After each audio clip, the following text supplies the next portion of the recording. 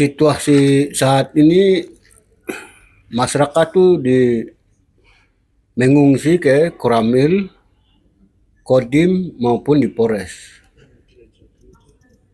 maupun di gereja-gereja yang ada di Kota Mulia.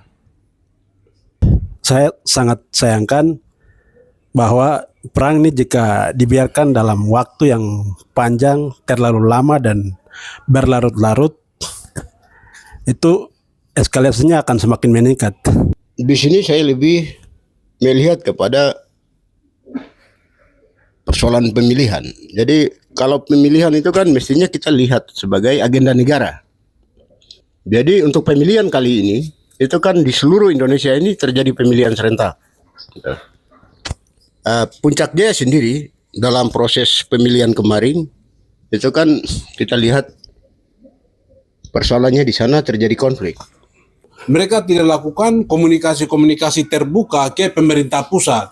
Misalnya ada kebijakan yang salah kah, ketimpangan yang dilakukan secara struktural, masif, tertutup kah, seperti itu. Ini tidak dibuka, tapi ini malah dibiarkan ditutup begitu. Masyarakat ini kan punya pemahaman apa yang kita bisa lakukan hari ini. Pemahaman mereka tuh ada di dalam konteks cara berpikir mereka sebagai masyarakat suku Lani. Gitu. Jadi mereka lakukan pengamanan atau memenangkan dorong punya diri dengan cara dan tradisi mereka. Sedangkan agenda yang datang ini agenda negara yang ada di tengah mereka begitu. Sekarang masyarakat lakukan mau menyelesaikan masalahnya dengan cara dia. Terus pemerintah apa? Apakah ini negara dalam negara kah begitu? Artinya puncaknya ini mungkin negara bagian kah atau bagaimana sehingga tidak ada intervensi pemerintah untuk menindak begitu.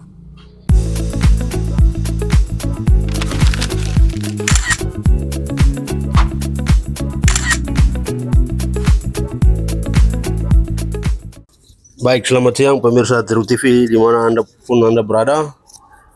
Kali ini kami akan berbincang-bincang terkait dengan situasi dan kondisi di Puncak Jaya pasca pilkada dan bagaimana pasca pilkada itu kemudian terjadi konflik yang berkepanjangan dan tidak berkesudahan, dan konflik ini terjadi mulai tanggal 5 Februari.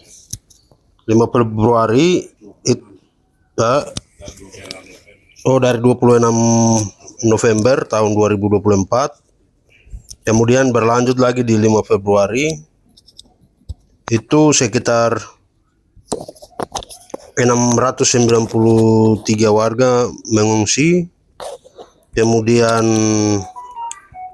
bentrokan 132 orang mengalami luka-luka, 8 dievakuasi di Rumah Sakit Jayapura untuk pengobatan. Kemudian tanggal 12 Februari 2025 terjadi pertikaian yang sama mengakibatkan 10 rumah terbakar.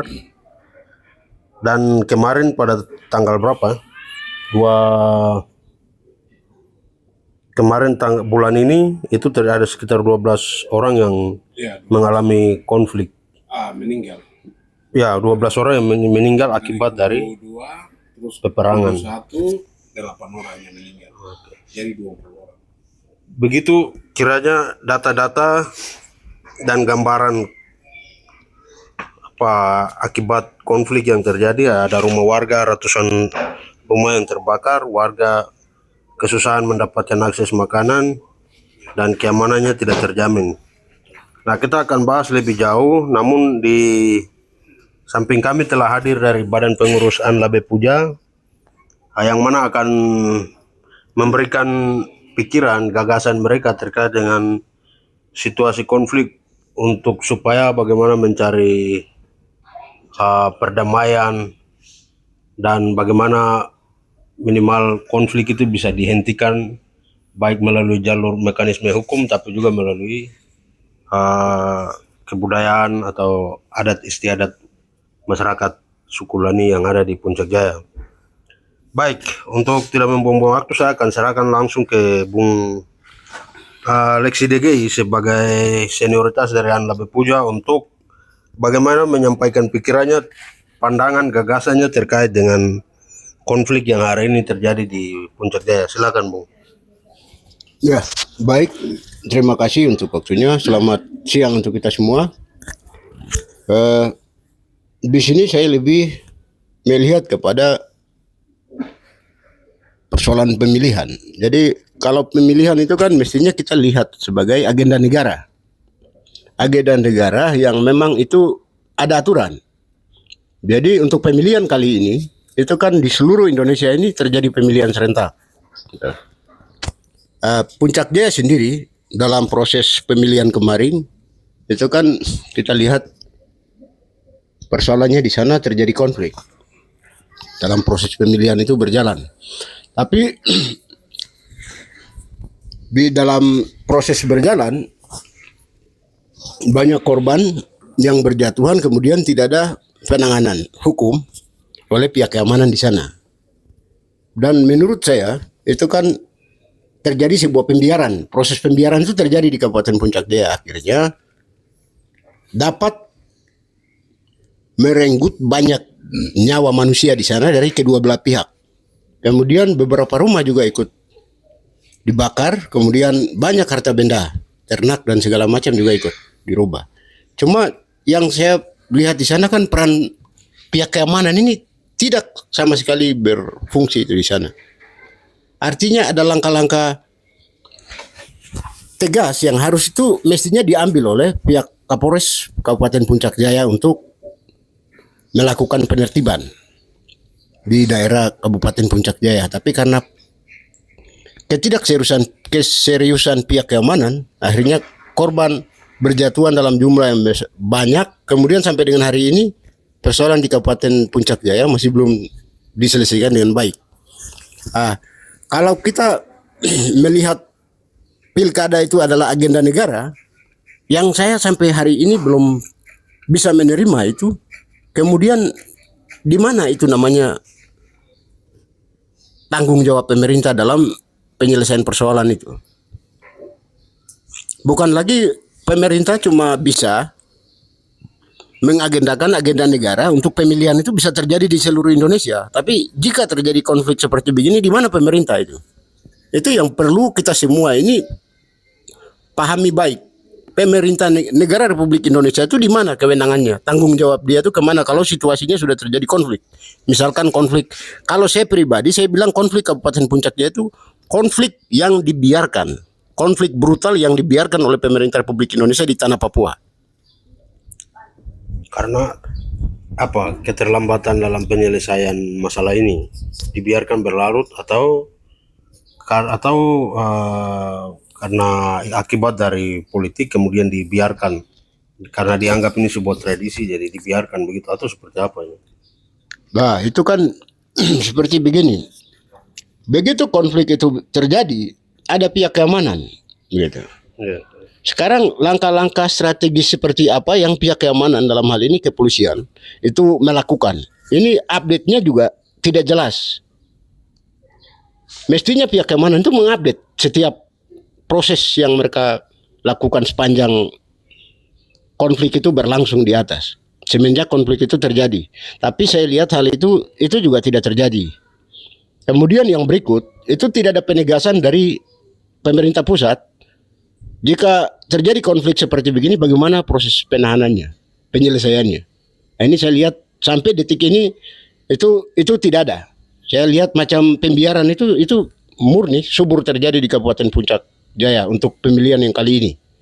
Lalu itu kan Polres Puncak Jaya datang menangkap aktor-aktor konflik itu dan mereka interogasi.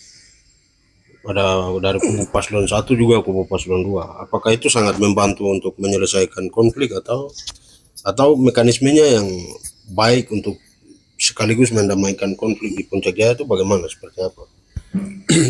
Kita sama-sama itu paham kalau konflik itu mau diselesaikan kan mestinya perang ini tidak terjadi serta-merta. Ada aktor-aktornya. Aktor di dalam perang ini yang biasa disebut adalah Andugure untuk suku Lani.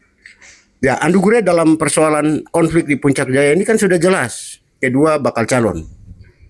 Nah, semua proses itu bisa terjadi sampai dengan segala macam kan di bawah pertanggungjawaban penuh kedua calon tersebut. apakah dalam proses penanganan ini dilakukan oleh pihak Polres Kabupaten Puncak Jaya itu koordinasinya sudah dilakukan semua atau tidak? Cuma tangkap pentolan-pentolan yang di lapangan saja. Ini kan juga menjadi pertanyaan bagi kami karena setelah proses itu dilakukan, konfliknya kan masih terjadi. Nah, berarti kan dalam hal ini kami lihat tidak ada komunikasi yang terjadi antara pihak Kapolres Kabupaten Puncak Jaya dengan kedua calon ini. Karena mereka dua ini kan dalam konflik yang terjadi di Kabupaten Puncak Jaya ini kan konflik pemilihan. Dan sebenarnya kan di bawah perintah kedua calon tersebut dibangun komunikasi dan dilakukan penertiban. Saya pikir kan itu yang sebenarnya pihak Kapolres Kabupaten Puncak Jaya itu lakukan, tapi tanpa komunikasi dengan kedua bakal calon ini, kemudian Kapolres Puncak Jaya itu melakukan pengamanan sepihak dengan beberapa pentolan-pentolan yang ada di lapangan. Saya pikir karena itu konfliknya tidak terselesaikan begitu. Kalau upaya dari pemerintah provinsi untuk bagaimana mendamaikan kedua kubu yang bertikai itu, nah apakah upaya dari pemerintah provinsi itu sudah tepat atau apa karena setelah ada penandatanganan dari kedua kubu, tetapi juga konflik itu masih terus berlanjut begitu, sehingga penanganan upaya penyelesaian dari pemerintah maupun aparat keamanan itu sebaiknya seperti apa dengan kebiasaan tradisi masyarakat? Jadi dalam penanganan itu saya tidak tahu yang hadir di dalam itu siapa-siapa. Kalau namanya penandatanganan perdamaian itu kan kedua belah pihak itu mestinya ada di sana. Lalu mereka oknum-oknum itulah yang melakukan penandatanganan.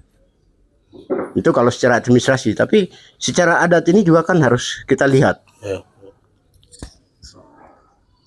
Dan menurut saya pribadi itu kan saya tidak lihat di situ penyelesaian yang dilakukan oleh pihak pemerintah provinsi Papua Tengah itu. Saya lihat penyelesaiannya belum tegas, tidak tepat sasaran. Gitu. Harusnya bagaimana? Harusnya ini kan di situ ada Pak Wakil. Ya. Pak Wakil Gubernur Provinsi Papua Tengah itu putra asli dari Kabupaten Puncak Jaya. Ya. Itu pertama. Yang kedua, Pak Wakil juga ini anak asli suku Lani yang tahu dari aspek adat penyelesaian persoalan konflik di atas itu. Pak Wakil sangat persis tahu. Dan saya pikir begitu selesai penandatanganan waktu itu dilakukan oleh kedua pihak calon bupati, itu mestinya hari berikutnya atau hari esoknya itu sudah Pemda provinsi harus koordinasi itu. Bagaimana selanjutnya orang harus melakukan itu penyelesaian persoalan di atas. Jadi turun lapangan istilahnya dari Nabire mereka harus ke Puncak Jaya untuk melakukan pendekatan sama beberapa pimpinan-pimpinan lapangan di atas. Ini kan sudah proses penandatanganan sudah dilakukan. Nah, bersama dengan kedua calon ini, bersama pemerintah provinsi mereka harus turun lapangan untuk bangun komunikasi dengan pimpinan-pimpinan di lapangan ini untuk bagaimana mereka bisa menyelesaikan konflik itu. Sebenarnya tahapan itu yang harus dilakukan, tapi itu tidak diproses selanjutnya oleh pemerintah provinsi dan itu menurut kami kegagalan yang dilakukan oleh pemerintah provinsi Papua Tengah begitu. Berarti konsolidasinya terpotong-potong, pemerintah juga sendiri, Polres Puncak Jaya juga sendiri. Ini bagaimana Pak Nathan melihat hal ini? Ini kan ada beberapa pandangan dari kami. Yang pertama itu kalau pandangan pemerintah sendiri ya, mereka ini kan sebagai pelaksana pelayan publik, ada lembaga-lembaganya seperti pemerintah, DPR, MRP gitu. Mereka ini masyarakat diberikan suara hak pilihnya di tanggal 27 saat pileg. Itu untuk memperhatikan aspirasi dan menyelesaikan masalah-masalah yang terjadi di masyarakat gitu. Sekarang menjadi pertanyaannya itu mereka yang diutus ke provinsi ini yang dari Puncak Jaya ini tidak melihat persoalan yang terjadi di Puncak Jaya. Itu yang pertama. Lalu yang kedua, mereka ini kan sudah terserap ke komisi-komisi. Ada kemitraan-kemitraan, misalnya kemitraan di Komisi 1 dengan militer, pemerintahan. Mereka tidak lakukan komunikasi-komunikasi yang mendesak misalnya Polda harus bentuk tim turun, kami mendukung untuk memanggil tuh semua apa pihak-pihak korban, mengumpulkan dan lain-lain. Tapi ini pembiaran begitu. Terus terjadi seperti itu? ya itu satu. Yang berikut itu mereka tidak lakukan komunikasi-komunikasi terbuka ke pemerintah pusat. Misalnya ada kebijakan yang salah kah, ketimpangan yang dilakukan secara struktural, masif, tertutup kah seperti itu. Itu ini tidak dibuka, tapi ini malah dibiarkan ditutup begitu. Sehingga konflik itu dia terstruktur. Ya, ini kan Masif. ya, masyarakat ini kan punya pemahaman apa yang kita bisa lakukan hari ini. Pemahaman mereka tuh ada di dalam konteks cara berpikir mereka sebagai masyarakat suku Lani. Gitu. Jadi mereka lakukan pengamanan atau memenangkan dorong punya diri dengan cara dan tradisi mereka. Nah, sedangkan agenda yang datang ini agenda negara yang ada di tengah mereka begitu.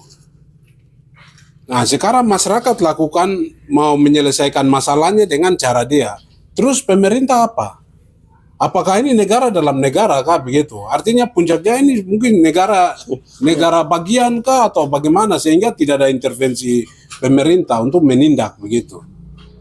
Itu. Terus yang berikut itu untuk penyelesaian masalah korban. Jadi yang tadi saya bilang itu ini orang-orang yang diutus dari Puncak Jaya ini belum punya pemahaman yang baik tentang bagaimana menyelesaikan konflik atau mendorong aspirasi ini agar masyarakat atau apa konstituen yang di bawah itu mendapatkan dampak begitu. Ini sama sekali tidak ada. Jadi ini ada pola pikir yang terbangun itu bagaimana saya menjadi DPR, bagaimana saya menjadi MRP, bagaimana saya menjadi gubernur atau wakil gubernur, hanya sebatas itu gitu. Padahal mereka ini semestinya menjalankan amanah masyarakat itu sendiri. Itu. Terus yang berikut itu bagaimana penyelesaian konflik. Ini kan kami kembali ke cara berpikir apa budaya atau adat orang suku Lani. Secara antropologi kita bisa lihat itu orang suku Lani ini yang namanya perang sampai berlanjut sampai tahun, bulan, bahkan ini sampai bakar rumah itu tidak pernah ada dalam perang-perang itu. Terus membakar tempat pelayanan umum, bunuh perempuan, anak-anak diusir, itu tidak pernah ada. Hamba Tuhan. Ya, hamba Tuhan itu tidak dihargai atau dibunuh, itu tidak pernah ada dalam suku adat tradisi orang Lani. Tapi kenapa hari ini tuh ada seperti itu? Apakah jangan sampai ini kami curiga ini ada satu cara berpikir tuh ada skenario by design yang dilakukan oleh pihak ketiga. Begitu. Untuk mengacaukan Puncak Jaya. Sekarang secara adat ini kan dia punya pola penyelesaian adat itu ada. Kenapa pemerintah dalam memanggil kandidat nomor 1 dan kandidat nomor 2 itu dilakukan di Nabire? Kenapa? Semestinya itu harus dilakukan di publik, di Puncak Jaya, di Mulia. Memanggil tuh pihak kubu 1, pihak kubu 2 dan pemerintah berdiri di tengah, penyelesaiannya seperti apa? Penandatanganan kesepakatan Iya, itu gitu. kesepakatannya harus ditandatangani di situ. Contoh begini, kandidat nomor urut 1, kandidat nomor urut 2, nyatakan bahwa saya ini korban sekian orang begitu. Nah, sehingga dari sekian orang ini saya minta bayar kepala ini contoh saja 20 miliar begitu. Ini mau tidak mau itu pemerintah itu harus melihat bahwa ini untuk menyelesaikan konflik pelayanan publik di pemerintah Kabupaten Puncak Jaya harus jalan, dia harus selesaikan apapun ceritanya. Seperti itu. Jadi ini sudah termasuk masalah adat menjadi masalah pemerintah. Begitu. Jadi kalau misalnya dia minta 20 miliar dari pihak yang korban, ya sudah bayar 20 miliar. Kan ada dana otsus. Dana otsus kan dihitung per kepala. Orang Puncak Jaya itu kan penduduk tertinggi di Papua Tengah nomor urut 2. Kalau itu dari dana otsus itu hitung per kepala, misalnya satu kepala itu 15 juta, contoh satu bulan dia dapat 15 juta. Berarti ya penduduk Puncak Jaya dapat berapa juta ya itu bisa dikeluarkan. Seperti ini kan butuh kebijakan, komunikasi. Makanya hal-hal seperti ini itu DPR dengan pemerintah daerah itu mesti membangun komunikasi konstruktif dengan pihak terkait di pusat begitu. Ini ada hal seperti ini untuk menyelesaikan seperti ini. Ini artinya bukan kita mengajarkan orang datang baku perang, baku bunuh, tidak. Tapi ini dalam rangka menyelesaikan masalah dan juga menjalankan pelayanan publik di Kabupaten Puncak Jaya. Seperti kami ini kan, ini anak-anak perintis punya anak-anak. Dulu waktu orang tua tugas di sana itu orang tua tidak pernah ajarkan orang mau baku bunuh, baku perang, tidak pernah itu ada. Orang ajarkan tuh untuk mereka cerdas, pintar dan menjadi pemimpin di daerah, menjadi tuan di daerahnya sendiri seperti itu. Mungkin itu saja. Baik, pemirsa, kita ke Sekretaris Anlabe Puja, Bung Rizal, bagaimana melihat kondisi Kabupaten Puncak Jaya pasca konflik? Dan hari ini siswa-siswi sedang masuk ke agenda ujian nasional. Nah, ini bagaimana kondisi dan usulan yang akan disampaikan agar supaya bisa dilaksanakan oleh pemerintah? Baik, terima kasih. Yang pertama, saya sebagai Sekretaris Anlabe Puja, anak lahir besar Puncak dan Puncak Jaya, melihat bahwa sejak 27 November 2024 sampai yang hari ini yang ada ini, saya lihat ini rentetan perang yang terjadi nih. Saya sangat sayangkan bahwa perang ini jika dibiarkan dalam waktu yang panjang, terlalu lama dan berlarut-larut, itu eskalasinya akan semakin meningkat. Mulai dari kebakaran rumah. Hari ini sudah ada berapa? 12 korban dan 8 korban dari pihak sebelah masing-masing. Ke depan jika ini berlarut masih dalam waktu yang masih lama lagi, kita bisa hitung berapa nyawa lagi akan korban, berapa rumah lagi akan dibakar, dan dampak kedepannya seperti apa. Dan terkait dengan pendidikan di Puncak Jaya, seperti yang kita tahu bahwa bulan Mei itu jenjang pendidikan tingkat SMA itu akan melakukan ujian, pentahapan ujian. Kemudian turun lagi pada jenjang SMP, SD, kemudian TK PAUD. Nah, ini dalam keadaan yang seperti ini, perang itu terus berlanjut. Kemudian masyarakat yang ada di atas hari ini dalam keadaan yang ada di Puncak Jaya, yang laki-laki, yang dewasa, itu saling mempertahankan diri. Kalau tidak gabung di pihak sebelah, berarti pihak sebelah. Masing-masing perang angkat panah. Kemudian yang keluar kota, mereka mengungsi. Ada yang anak sekolah, orang tua, guru, mantri, pekerja, seperti itu. Ini keadaan yang seperti ini, ada waktu yang bersamaan juga jadwal nasional ini, ujian ini sedang keluar nih. Bulan Mei mereka harus ujian. Sedangkan di Dinas Pendidikan itu dia punya pentahapan penginputan data siswa itu sudah sejauh mana. Itu juga perlu dinas terbuka. Pemerintah harus terbuka. Nah, itu kemudian satu hal yang penting bahwa audiens kami anak lahir besar Puncak dan Puncak Jaya pada tanggal 20 Maret di kantor gubernur yang diwakili oleh Sekda Kabupaten Puncak Jaya, Provinsi. Sekda Provinsi Papua Tengah, itu kami akan kami terus ikuti. Kami secara media kami ikuti, kami pantau, tetapi langkah konkret di lapangan tuh kami selalu ikuti. Apabila tanggal bulan Mei ini siswa ini tidak mengikuti ujian atau kami akan kembali mengecek hasil audiens kami pada tanggal 20 Maret kemarin. Itu yang dapat kami sampaikan terkait dengan pendidikan. Itu respon dari Sekda seperti apa? Kemarin terkait dengan respon Sekda, yang kami ikuti adalah Sekda mengupdate korban luka dan korban nyawa yang meninggal dan korban luka berat yang diberangkatkan ke misalnya Makassar, ke berapa apa Jayapura, Timika seperti itu. Itu yang diupdate. Kemudian masalah terkait dengan pendidikan itu sendiri kami pada saat kami audiens kami mendesak bahwa yang mendesak yang urgent tuh yang ini masalah pendidikan. Walaupun perang korban jiwa itu juga penting. Tapi yang ini tidak boleh dilewatkan seperti itu. Jadi ada desakan dari Anla Bepuja kepada pihak pemerintah melalui Sekda untuk bagaimana supaya anak-anak sekolah ini kembali bisa bersekolah dan mengikuti ujian nasional seperti begitu.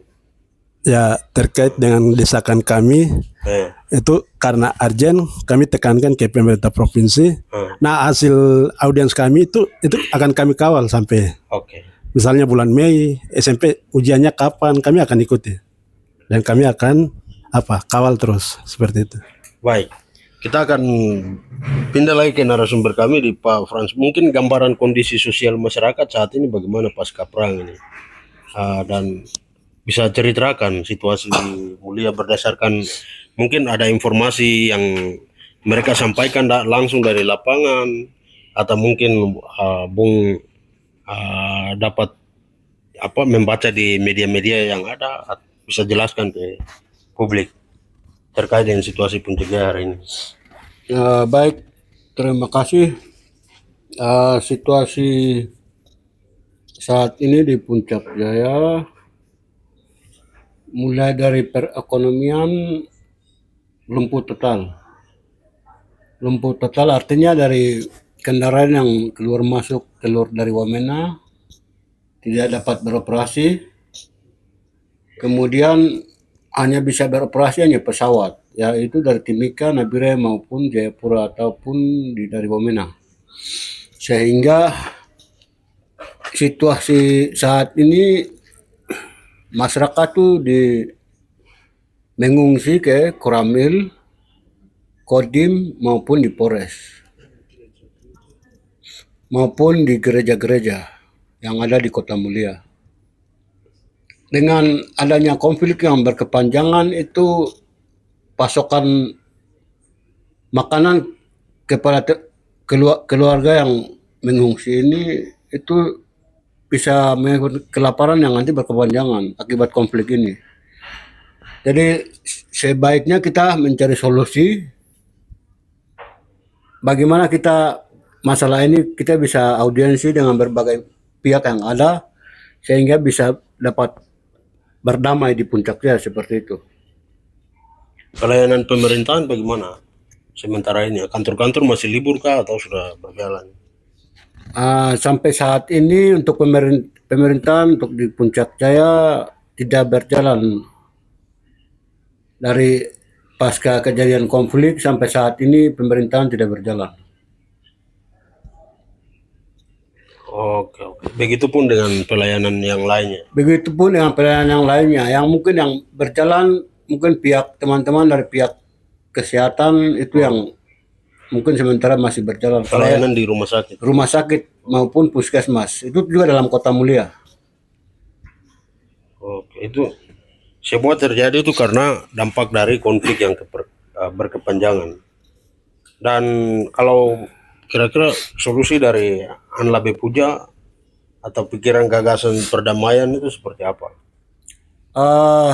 Kami dari pihak Anla Bepuja, Ikatan Lahir Besar Puncak Jaya, solusi dari kami itu pemerintah Provinsi Papua Tengah, Kapolda Papua Tengah, Dandim Papua Tengah, pemerintah daerah Puncak Jaya duduk bersama lalu mediasi antara pihak nomor 1 maupun pihak nomor 2. Dan mediasi itu juga jangan hanya sebatas mediasi, tetapi bagaimana untuk menyelesaikan teman-teman yang sudah korban ini, bagaimana kita cara amankan tuh seperti itu.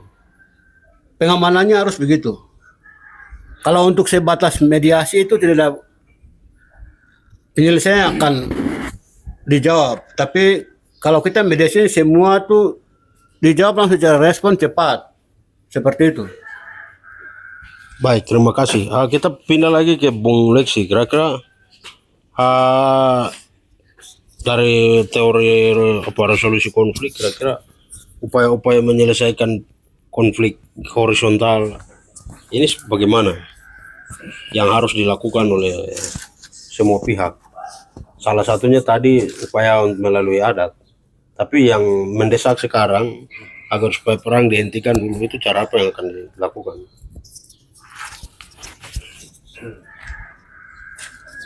Ya, kalau saya lihat ini sebenarnya kalau ini persoalannya itu perang adat, itu di sini tuan perang dalam hal ini kandidat nomor 1 dan nomor 2 itu sebagai tuan perang di dalam sini. Dan mereka dua itu penentu daripada konflik ini mau panjang dan tidak. Gitu. Itu kalau kita lihat menggunakan kacamata adat suku Lani di Kabupaten Puncak Jaya. Jadi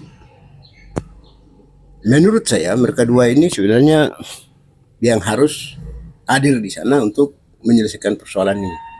Dengan cara adalah mereka menahan semua pasukannya. Mereka harus kasih perintah itu kepada semua pasukan agar mereka semua tahan diri. Tapi ada klaim-klaim dari kubu kami yang menang, sementara di KPU RI belum juga ada pleno bahwa ini bupati dan masyarakat akan merespon dengan hal-hal yang beda ini. Kira-kira pikiran dari Anla Puja agar supaya menenangkan masa ini seperti apa, agar supaya tidak terjadi konflik adu argumen atau bangun wacana publik yang miring. Nah ini bagaimana misalnya? Ya, yang harus kita pahami bersama adalah pemilihan itu kan agenda negara. Kalau yang namanya agenda negara itu berarti diatur oleh undang-undang. Undang-undang pemilihan itu menjamin jalannya pemilihan itu sendiri. Nah, di sini konflik itu masuk itu sudah tidak lagi ada, sudah tidak ada lagi pasal yang dicantumkan dalam undang-undang pemilihan itu. Konflik ini kalau sudah terjadi berarti konflik terjadi menggunakan kacamata yang lain begitu dalam sini. Nah, di sini yang kami bilang pihak keamanan gagal tidak melakukan pendekatan-pendekatan dengan cara-cara yang baik itu karena kami lihat dari aspek itu hukum yang tadi, hukum positifnya pemerintah Republik Indonesia. Nah, kalau kami bicara terkait bagaimana penyelesaian hukum adat di atas, saya pikir kalau penyelesaian hukum adat perang konflik Kabupaten Puncak Jaya, tuan perangnya itu kandidat nomor 1 sama kandidat nomor 2. Biarkan mereka yang menyampaikan itu kepada mereka punya tim-tim yang ada di lapangan hari ini. Jadi bagaimana konflik Puncak Jaya itu bisa terselesaikan dari aspek administrasi dan undang-undang itu saya lihat pemerintah juga punya langkah-langkah yang mereka ambil saya lihat tidak tepat. Misalkan penandatanganan perdamaian itu tidak harus terjadi di Provinsi Papua Tengah begitu. Harus terjadinya di kabupaten karena konfliknya ada di atas. Begitu. Itu dengan cara kedua kandidat ini melakukan bangun komunikasi kepada pimpinan-pimpinan di lapangan ini, datang kumpulkan mereka semua di hadapan mereka melakukan penandatanganan. Baru ada sebuah pernyataan yang disampaikan oleh dua kandidat kepada mereka punya masa di bawah. Itu penyelesaian konflik secara adat. Jadi pemerintah misalkan Gubernur Provinsi Papua Tengah, Polda Papua Tengah dan DPRP dan segala macam, ini saya pikir hadir ke sana sama-sama untuk menyaksikan, memfasilitasi. Menyangkut penyelesaian kembali ke dua kandidat saya pikir. Dua kandidat ini menghadirkan mereka punya tim pihak ini masing-masing untuk hadir di dalam sana. Jadi menyangkut kumpulkan timnya 01 maupun 02 itu kembali kepada tanggung jawab dua calon bupati di sana. Nah, pemerintah sekarang tinggal bagaimana menyanggupi berapa nilai yang diminta oleh mereka. Itu pemerintah harus sanggupi. Pemerintah tidak ke sana cuma datang untuk duduk mendengar saja, tapi harus eksekusi. Gitu. Eksekusi artinya selesaikan itu masalah kebutuhan yang diminta oleh rakyat. Itu baru besok dan besok lusa selanjutnya itu konflik tidak akan ada. Kalau pemerintah ke sana cuma naik ke Puncak Jaya terus ikut mendengarkan dan ikut menandatangani sebuah surat itu itu tidak nyambung dengan kacamata kawan-kawan kami di Sukulani dalam aspek perang. Penyelesaian. Ya, penyelesaian masalah itu. Penyelesaian masalah itu menurut kacamata Sukulani itu bukan tanda tangan. Tanda tangan itu kacamata pemerintah Indonesia. Jadi di sini yang harus saya pikir tegas kita lihat. Untuk kumpulkan kedua belah pihak itu kewenangannya ada di kedua calon. Tidak ada lagi di provinsi, tidak ada lagi di Polda Papua, tidak boleh lagi ada di DPR dan MRP. Itu ada di kedua kandidat. Pemerintah tinggal ke sana lihat. Itu mereka minta berapa dari semua yang sudah terjadi. Pemerintah sanggup atau tidak? Nah, pemerintah harus sanggup itu. Pemerintah harus Tidak, sanggup. agar supaya konflik ini dihentikan. Ya, pemerintah harus sanggupi itu. Yang kumpulkan semua ini tugasnya kedua kandidat. Begitu. Ya. Kedua kandidat artinya yang calon kemarin di Kabupaten Puncak Jaya. Tapi untuk menyelesaikan masalahnya pemerintah siap. Pemerintah provinsi harus siap. Gitu. Siapkan itu. Siap eksekusi itu. Dan itu bukan tidak ada barapen itu. Konsekuensinya harus barapen. Dalam tradisi mereka. Dalam tradisi masyarakat Sukulani itu masyarakat Sukulani barapen baru perdamaian terjadi. Potong tali di situ Ya. Tali panah tuh. Dan itu saya pikir yang tahu persis itu nanti calon bupati nomor urut 1 dan calon bupati nomor urut 2. Mereka tahu itu. Jadi saya pikir peran di sini itu yang perlu dibagi. Ya. Pemerintah Provinsi Papua Tengah punya tugas adalah mempersiapkan seluruh permintaan yang nanti diminta oleh masyarakat Kabupaten Puncak Jaya yang ada di bawah kubu 01 dan kubu 02. Saya pikir itu. Tapi itu tadi saya bilang tidak boleh cuma bisa dibuat tanda tangan. Kita tanda tangan sebuah perjanjian. Itu eksekusi. Ya. Pemerintah Puncak Jaya, pemerintah Provinsi Papua Tengah harus eksekusi semua permintaan biar konflik itu tidak terjadi lagi besok dan seterusnya. Saya pikir itu. Kalau proses adat ini tidak dilakukan, ini apakah memungkinkan konflik ini dia akan berlanjut ya? Bagaimana Pak Nathan? Secara tinjauan antropologi. Ya, jadi secara antropologi itu kan kalau orang perang begini dia harus seimbang begitu. Jadi sebelah kalau meninggalnya 12, berarti sebelah juga harus meninggalnya 12 begitu. Dia harus mencapai unsur keseimbangan antara dua kubu. Nah, kalau tidak ada unsur keseimbangan berarti mediasinya apa begitu untuk penyeimbang. Nah, itu seperti tadi sudah dilakukan itu. Jadi volume atau nilai uangnya ditentukan untuk misalnya istilah pembayaran kepala itu jangan lihat dari soal uangnya, jangan lihat dari soal nilai uang, tidak boleh. Tapi lihat supaya proses kebersamaan itu supaya dia kembali ada proses rehabilitasi antara dua kubu ini bisa saling menerima antara sebelah terima sebelah tidak terima gitu. Relasi sosialnya itu terbangun. Betul sekali. Itu dia harus terbangun kembali begitu. Kalau untuk mau bangkitkan ini tidak bisa dengan teorinya pemerintah, tidak bisa begitu. Bahkan teori konflik juga tidak bisa. Itu tidak bisa. Jadi ini dia harus pakai teori adat, teori budaya begitu. Nah, makanya nih kami bilang mau gubernur atau bupati ini kan semua anak adat begitu. Jangan kita menyangkali adat yang sudah ada begitu. Jadi perang adat harus selesaikan dengan cara adat begitu. Jadi ini kan begini. Negara punya agenda, tetapi yang korban tuh masyarakat adat begitu. Berarti otomatis negara ini harus ikut menyelesaikan masalah dengan cara masyarakat adat punya cara seperti itu. Jadi saya tekankan lagi soal bayar kepala, jangan sampai pemerintah lihat dari nilai uangnya, tidak boleh begitu. Tidak boleh dilihat dari nilai uangnya. Itu ada free vote, ada uang otsus. Itu sampai orang tidak sanggup pakai, biasa kasih kembali ke Jakarta tuh apa salahnya kalau mau selesaikan konflik ini? Demi perdamaian. Iya, untuk perdamaian begitu. Masyarakat bisa beraktivitas kembali. Betul sekali. Ini kalau tidak dilakukan, konflik ini dia akan berlanjut terus begitu. Kalau berlanjut terus berarti apa arti atau fungsi pemerintah Kabupaten Puncak Jaya di dalam agenda dokumen negara pemerintah Republik Indonesia. Terus kenapa sampai momentum pilkada itu titik persoalannya timbul dari momentum pilkada. Ya. Terus dalam momentum pilkada itu kan sudah ada anggaran keamanan dan lain-lain. Tapi ini kan keamanan tidak melaksanakan upaya-upaya perdamaian atau penyelesaian konflik di saat 26 November itu, tapi ini berlanjut sampai sekarang sudah 5 bulan lebih. Begitu. Ini seolah-olah Puncak Jaya ini tanpa pihak keamanan begitu. Tanpa pemerintahan juga. Itu kami prihatin juga, seperti Pak PJ Puncak Jaya itu kan sudah menyampaikan kalau ini tidak ada kepala-kepala OPD yang berpemerintahan di atas begitu. Ini karena begini, orang dia akan puas kalau dia seperti istilah dia bunuh satu kepala OPD atau siapa begitu, dia bunuh atau dia tembak begitu dalam perang. Jadi orang semua cari keselamatan. Jadi itu ada antara masalah adat dan masalah pemerintah ini jangan sampai dipandang secara kaku seperti itu. Jadi proses penyelesaian tuh kalau orang bilang bayar kepala seperti itu. Mungkin itu saja.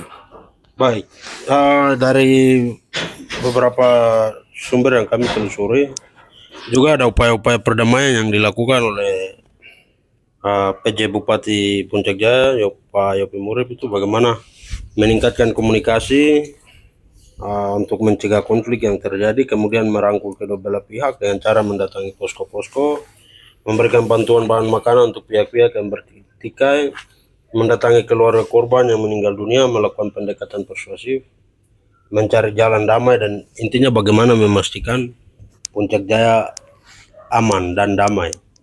Itu upaya-upaya dari pemerintah. Silakan Pak. Satu lagi tadi saya lupa itu, ini kalau kita pelajari itu sistem kepemimpinan tradisional itu, ini masih gunakan sistem big man. Jadi siapa kuat dia akan berkuasa begitu. Ini cara-cara lama. Masyarakat dengan kita semua sedang dididik dengan proses demokrasi. Jadi proses demokrasi ini kan ya siapa yang datang kasih satu suara, itu kalau suaranya lebih dia yang terpilih begitu.